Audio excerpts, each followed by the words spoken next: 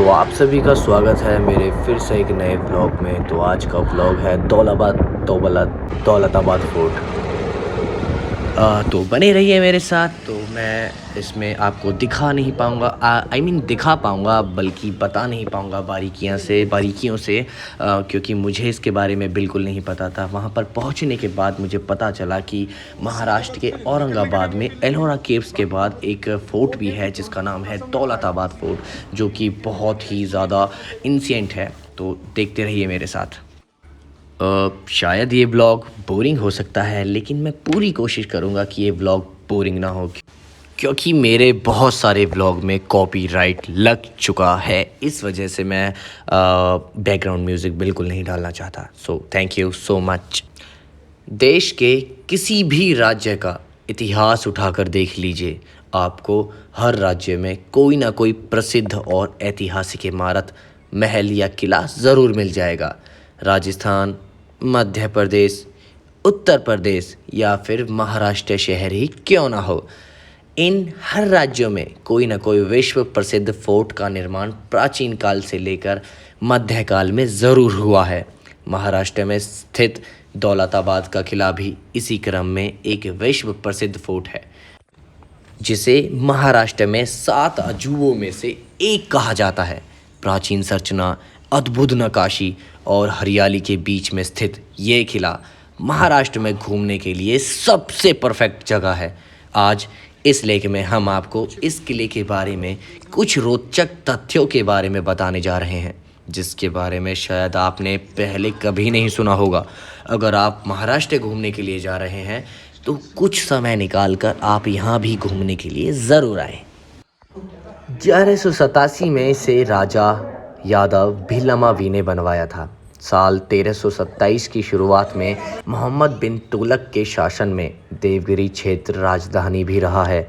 हालांकि बाद में पानी की कमी के कारण फिर से दिल्ली को राजधानी बना दिया था। मोहम्मद बिन तुगलक ने इस किले का नाम बदलकर दौलताबाद रखा था।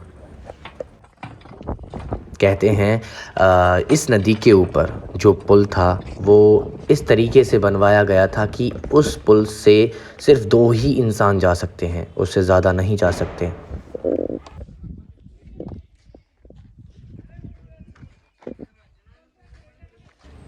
कहा जाता है कि किले को इस तरीके से बनवाया गया है कि इसे कोई भी बादशाह अंदर घुसकर नहीं जीत सकता।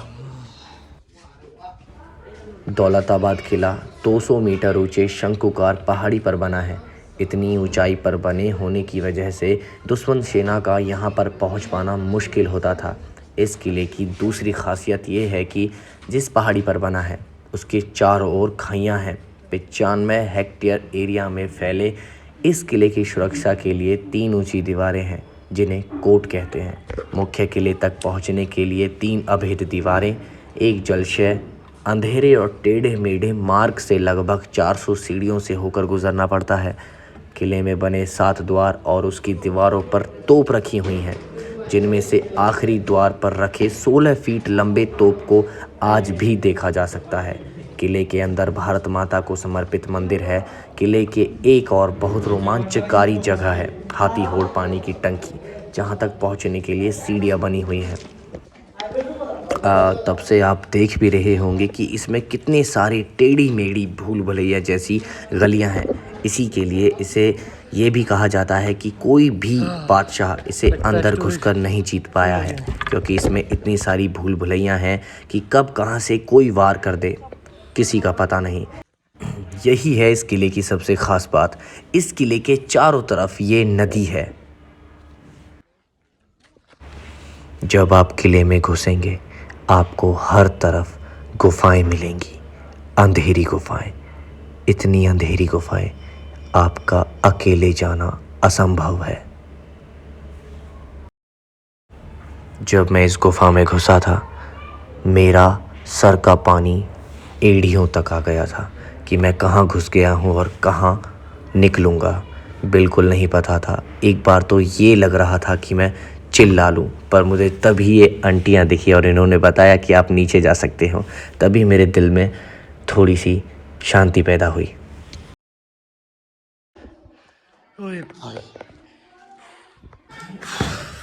हालत ख़राब हो गई है, पानी पीना चाहिए। इधर अपना स्टैंड रख दो, पानी पी लो।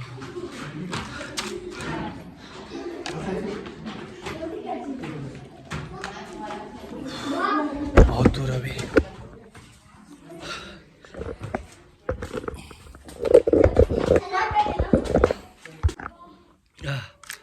भाई साहब कैसे हो? ब्लॉग ज़रूर देखना मेरा, कभी गिर जाता। ये देखो ये गुफाएं हैं जाने की बाहर। युद्ध के वक्त जब आक्रमण हो जाता तो शॉर्टकट था ये। अभी और ऊपर है, चलो उधर से दिखाता हूँ तुम्हें। ये रहा। इस किले से कौन आ रहा है जा रहा है सब देख लिया जाता था। मुगलों से बचने के लिए ये किला बनाया गया। और वहाँ जो मीनार देख रहे हो,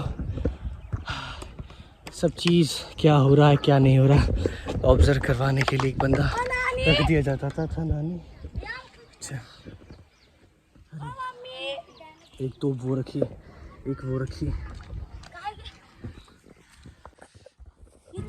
वैसे तो ये कमरे बहुत हैं जो आप सामने देख रहे हैं, पर महल के मुताबिक ये बहुत छोटे हैं जो इस वक्त पूरे टूट चुके हैं और मुझे इस इमारत पर और चढ़ना है। और सबसे खुशी की बात ये हुई जब मैं यहाँ पर पहुँचा तो मुझे गणेश जी के मंदिर दिखे, गणेश जी का मंदिर दिखा। और वैसे मैं अंदर तो गया नहीं क्योंकि वहाँ फ़ोन ले जाना अलाउड नहीं था, तो यहाँ तक मैंने बाहर से फ़ोटो ली, एक सेल्फ़ी वाली वीडियो ली और मैं चल दिया आगे की ओर। ये देखिए बहुत सारी सीढ़ियाँ हैं। लगभग पहुँच ही गया, ये आ गया। क्या ज़रूरत थी इतना ऊपर बैठने की, दर्द लंगूर है रे बाबा।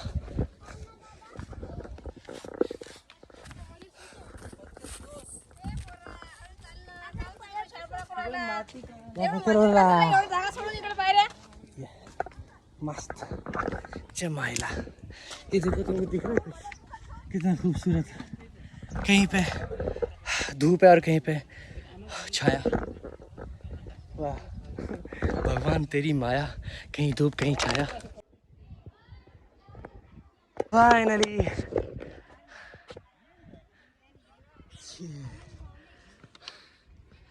खूबसूरत नज़ारा। फाइनली मैं पहुंच गया और बड़ी मेहनत से पहुंचा हूँ। तो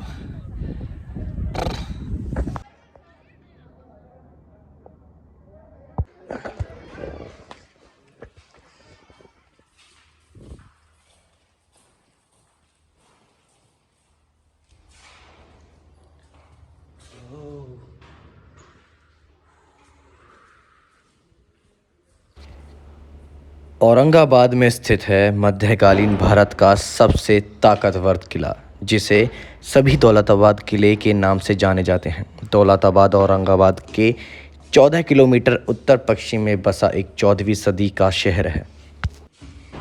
शुरू में इस किले का नाम देवगिरी था, जिसका निर्माण कैलाश गुफा का निर्माण करने वाले राष्ट्रकूट शासक ने किया था।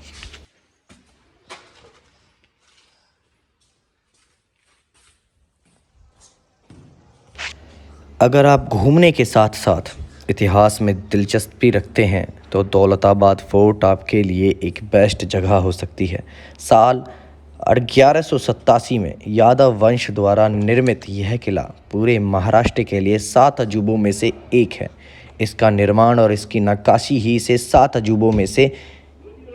अजूबों में शामिल करती है। मध्यकाल में इस किले को सबसे अधिक सुरक्षित किला समझा जाता था। हालांकि इस किले का नियंत्रण दिल्ली में मौजूद उस समय के शासक तुगलक वंश के अधीन था। दिल्ली से ही इस किले पर हुकूमत चलाई जाती थी। तुगलक वंश ने कई वर्षों तक इस किले को राजधानी के रूप में भी इस्तेमाल किया है। हालांकि शहर में पानी की कमी के चलते बहुत जल्दी ही इस किले को छोड़कर तुगलक वंश चले गए।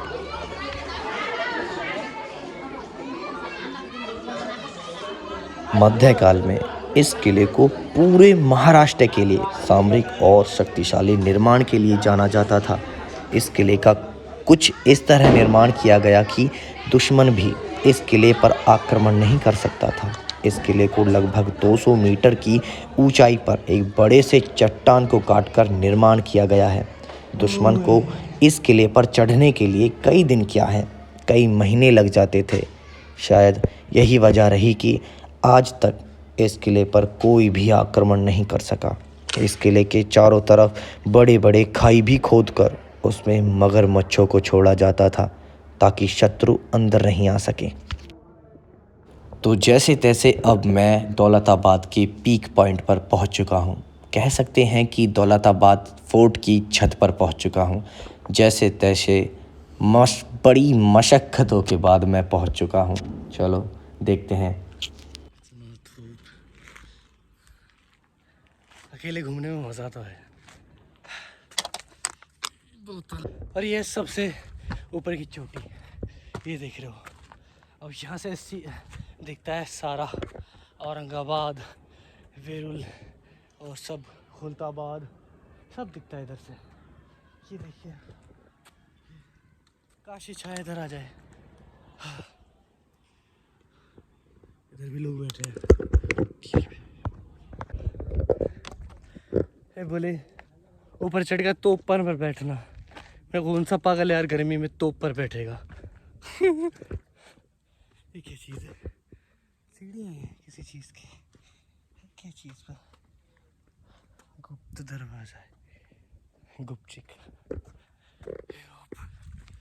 पता नहीं कितना ऊपर और होगा।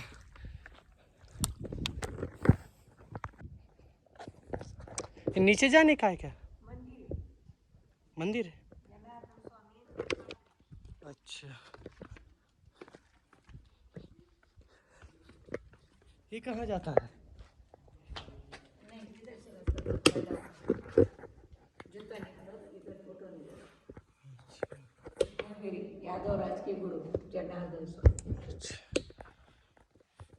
गुफाएं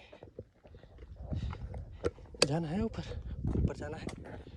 शुक्रिया।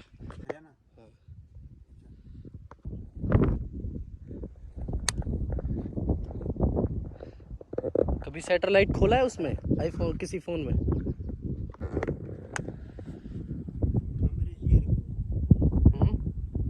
आपकी एज का हूँ। कौन सा ग्रेजुएशन है? BA।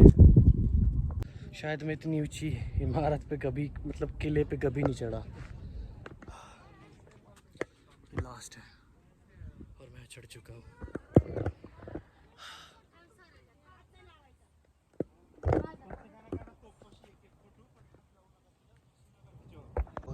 तो ये है दोस्तों वो तोप जिसका नाम माँ दुर्गा है, श्री दुर्गा। कहते हैं ये एक बार में कम से कम ज़्यादा से ज़्यादा 1000 लोगों को मार देती थी, इसीलिए इसका नाम दुर्गा तोप पड़ा। जैसे माँ एक बार में कई हज़ार राक्षसों को मार देती थी, इसीलिए इसका नाम माँ दुर्गा पड़ा, श्री दुर्गा। तो दोस्तों आई होप आपको व्लॉग अच्छा लगा होगा। लाइक करें, शेयर करें, कमेंट करके ज़रूर बताएं कि क्या कमी रह गई थी जो आपने लाइक नहीं की।